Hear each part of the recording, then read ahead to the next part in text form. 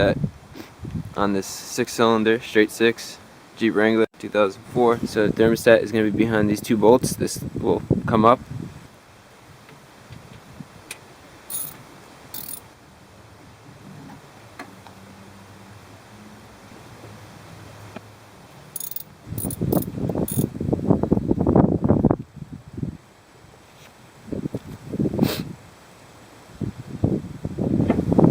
The bottom bolt is the shorter one. So here's the bottom, and we want to get all this gasket off. Make sure this is nice and clean, and then let's go take a look at the thermostat, which is right there. This will come right out,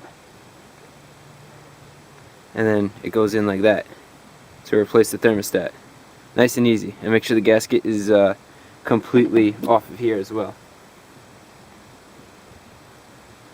So that's what I'm doing now.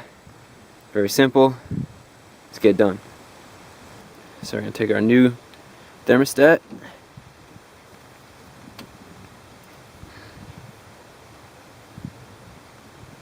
Just put it in just like that. And you can see these are all nice and cleaned.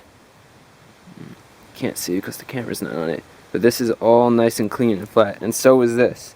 So now we take our gasket, get the screw, the top screw,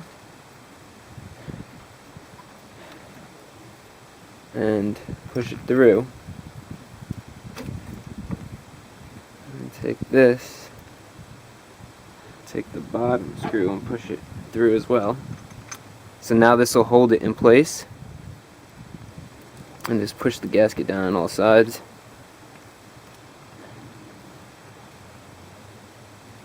Keep that gasket nice and tight. There we go. And then just hand thread these for now.